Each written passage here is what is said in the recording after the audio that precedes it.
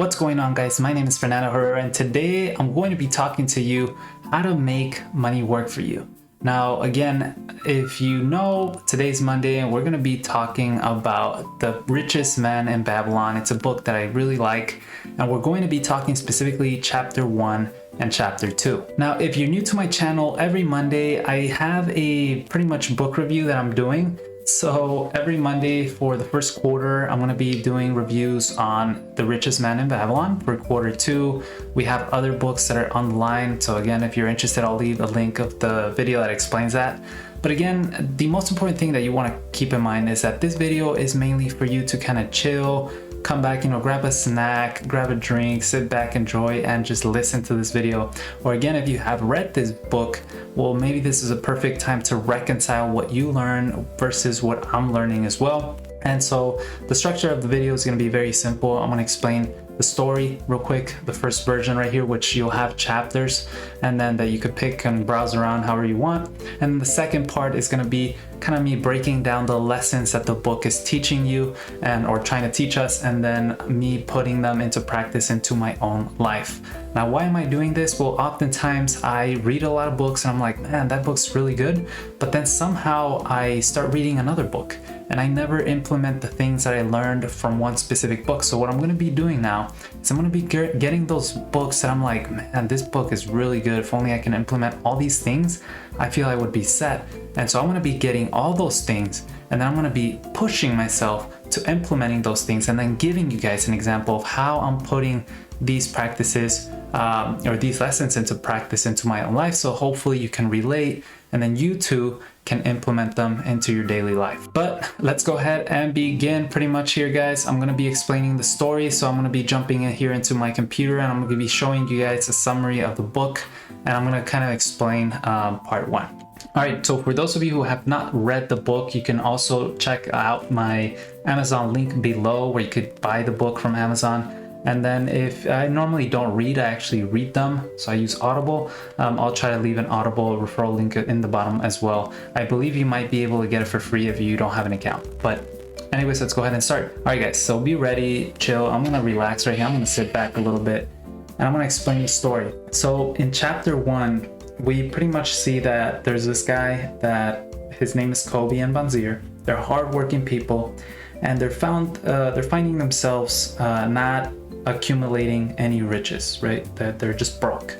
And so Banzir is pretty much fed up. He's mad at himself because he's like, why can I not afford all the things that are good in life? And so suddenly, after heavy thinking, they remember that they had this childhood friend, Arkad, and he's actually the richest man in Babylon. So in their logic, they're like, hey, you know what? We're broke, but our childhood friend is rich. So we had the same school, the same education, the same opportunities, yet we are broke and he's rich. So he must know something about money or how to get money or become rich. So how about we go and reach out to him, maybe grab some other of our friends, and then go and ask them. And so that's what they go ahead and do, and that's what chapter 2 begins. So when Arkad, which is the richest man in Babylon, their classmate or their childhood friend, is reached out by Banzir and Kobe and some other people, Arkad goes and gives like a little bit of a, you could say like a story, right, guys? So he goes and says that when he was a worker, he used to work carving clay tablets, right? So for those of you who don't know what that means, it's just before there was no paper. So if you wanted something recorded, you would need to have someone, like in this case Arkad, carve your words into clay tablets, and then he would give them to you. But instead of printing them, it would take a long time. So one day, this guy called Algamish, who was very wealthy and successful, came and asked Arkad that he really needed these clay tablets as soon as possible, right? And so Arkad does an agreement with this rich guy and tells him, hey, you know what? I'm about to go, but if I stay all night and I finish your clay tablets, will you give me, or would you share your secret of how to become rich? And so Algamish goes and says, you know what? Let's go ahead and do it. We'll call it a bargain. If you do this for me, I'll do that for you. Next day, long story short, Arcot has the clay tablets finished, and Algamish goes ahead and tells him, okay, I'll give you one lesson, or the success, right? The key to success. He said, first, you gotta pay yourself first, then others. And so in this case, Arcot is kind of confused because he's like, I already pay myself. I mean, I already earn. What do you mean I pay myself to pay myself first? And then Algamish goes and says, no, you pay everyone else first, but yourself. Because don't you buy shoes? Don't you buy clothes? Don't you buy food? At the end, you're really just getting that money and then giving it to everybody else, but you never keep anything for yourself. So you're technically never paying yourself first. And so Arcot doesn't really understand that quite well. And Algamish tells him, look, you really should be saving out of every 10 coins, gold tokens, or whatever you have, you should save one. One is for yourself. The 9 extra, or the other 9, you could do whatever you want. You know, pay everybody who you owe, live, buy your wants and your needs. But 1 coin you should keep on the side every time you get paid. And so pretty much Arcot starts doing this. You know, it seems logical, so he starts doing that. It seems to be that Arcot starts saving some tokens, right? So 1 token, 2 tokens, 3 tokens. And so 1 year passes by and Algamish comes back. And then he says, well, now he reaches back to Arcot and asks him, hey, how have you been? You know, have you been following my advice? And then Arcot says, yes, you know, indeed, I have now saved a whole year's worth of savings. And then Algamish goes and says, hey, but have you put your money to work? And then Arcot says, yes, indeed. I gave my money to this brick maker and he told me he was going to go buy some jewels from some other city, you know, Nineveh, I think it was called. Algamish goes and says, every fool must learn, right? He says, why would you trust your entire savings to a brick maker? And especially when this brick maker is making decisions or investments on jewels. You know, if you wanted advice for jewels, you would go to the jewel maker, you know? And so Algamish pretty much tells him, look, your savings are going to be lost. Go ahead and start again. And this time, take advice from someone who is actually worth, you know, who has experience and who knows, you know, they're competent within that field. And so then a year passes by and Algamish comes back and asks Arcot, hey, Arcot, how's it going? You know, how has it been? And so then Arcot says, it's been very good, actually. You know, indeed, you were right. My first investment savings were, you know, we were scammed and all my money was lost. But for the second year, I actually gave it to this guy who builds shields, because this is like the old time guy. So, you know, they were building shields. And so he would lend all his coins to this guy who makes shields, and he needs bronze, right? So he would give him his money, and then this shield maker would pay him back with an interest. And so then Algamish says, great, that's very good.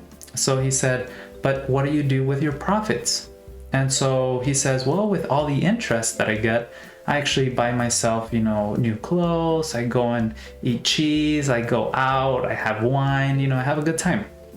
And so Algamish says, so you do eat the children of your earnings.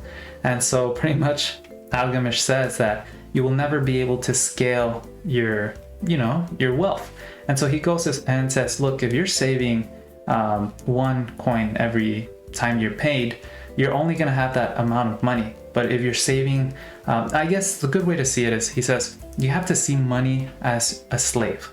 And your money is going to work for you 24/7 without complaints. And once your money has kids or children, which is interest, then you have to put them to work as well. And what you want is an army of slaves working for you. So that, and it sounds bad, right? But you know, this is how he explains it. And this is the metaphor that you kind of have to understand. So he says you want an army of slaves working for you so that they can then pay you more every time. And so once you have a big army, you'll have so much money coming in that then you could go ahead and enjoy yourself.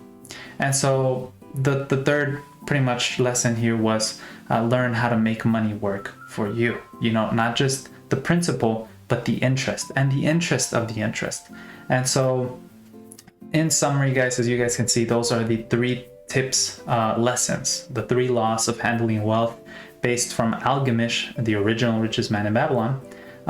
You know, number one is live on less than what you earn.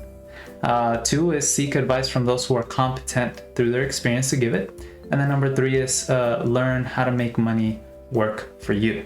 Okay, so now I'm going to be talking about how I'm using these three rules and implementing them into my daily life. So for example, the 10% of savings, it's possible, possible more, right? So if they're saying, hey, 1 out of 10 tokens that you're paid, that's 10%. So if you earn $1,000 every week, then you should be saving $100 that you're putting somewhere that you're never ever touching them, only for investments. So in my case, I do actually have a Roth account that I'm investing 10% of all my earnings every week. And then in that Roth account, I just kind of keep that money there. I would say that's the simplest, the most easy way to start with this rule. Honestly, guys, you won't even feel the difference. I know so many people say, well, I have credit card debt, I have this, I have that, I have blah, blah, blah, blah, a whole bunch of lists.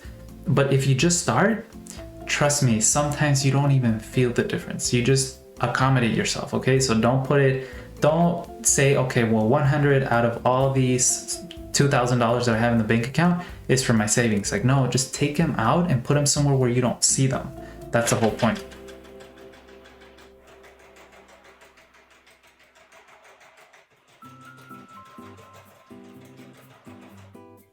Just gotta sell, guys, right there. Well, anyways, so Roth account is probably the best way to just, creating a new Roth account or savings account and saving 10% of your income. Number two, one of my most favorite pieces of advice. In the book, they say advice is something that is freely given. You have to make sure to only take what you truly need. So everybody's gonna come here and tell you, I'm giving you free advice, right? But you only have to take that which what you need, and only you know what you need. So it's very important that when you're gonna start putting your money to work, don't follow that cryptocurrency or that stock that everybody's talking about, because I personally have lost a lot of money, and I don't want to point out any YouTube channel here. I know that a lot of these investments, they're good, but most of the time, every time I start buying into these investments, I end up losing money.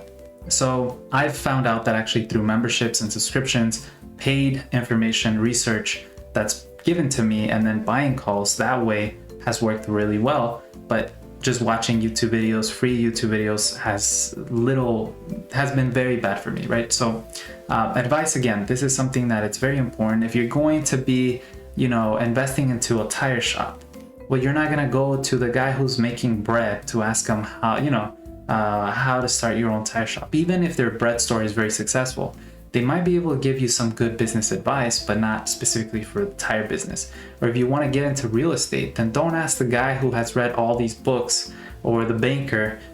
Ask and find out, hey, do you have real estate? Are you an actual owner of real estate?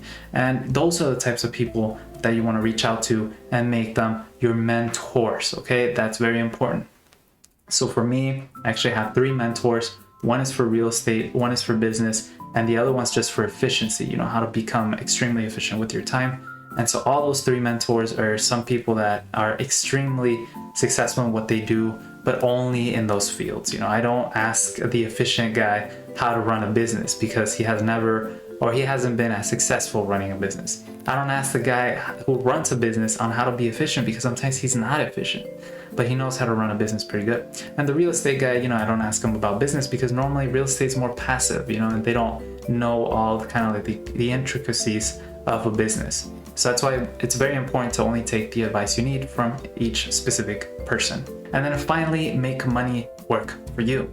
So in order to make money work for you, you want to make sure that you have, again, it's a bad metaphor, but if you want to see it as a slave, then you could do so. Or if you want to see it as an employee that's just going to work 24/7 without complaints and without any sort of backlash, then see it as that way, But each dollar that you have is one employee. And so you have to have as many employees working for you. And not only that, these employees, the moment they work, they'll maybe refer more people that won't cost you any more money. And so that's kind of like more synergy, right? And so you want to have an army of employees, an army of slaves, kind of like how I mentioned it. And in my case, I invest in stocks, cryptocurrency, and then I have businesses, right? So I have a drop shipping business, which again, you guys just saw a sell. These are my monthly sales, by the way, don't be crazy. And it sells, it's not profit. But I have a drop shipping business. I have a call center outsourcing business, and then I have other, investments that I do. But again, the whole point here is to not eat the children of your profits. Don't eat the interest. So for me, last month, for example, I made over $8,000 in just all my businesses, but I didn't touch a single penny. I actually left it, and I'm just gonna reinvest it into the business. Why? Because now I have $8,000 to push in advertising. And instead of $50,000, I might be able to sell now $80,000. And instead of $8,000 worth of profit, I might be able to make $12,000 worth of profit. And that's how you scale up. The moment I decide to go and buy myself a supercar and move into a better, house and do all these elegant things, then the moment that my business is stagnated and I can't grow anymore.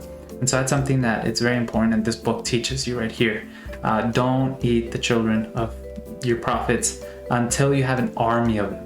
Until I'm like, dude, I already have way too much money. I don't even know what to do. Then I could go and splurge around. I think that's reasonable. But again, just things that I did like about this chapter, these two chapters, is, just these are some very good points.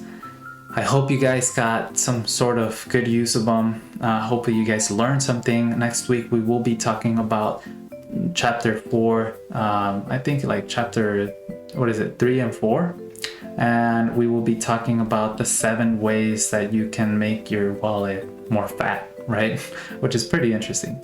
But well guys, there you go. There you guys have it. Thank you so much for watching. Let me know what you guys think. Have you read this book? If you haven't, again, there's the Amazon link below, the Audible book as well.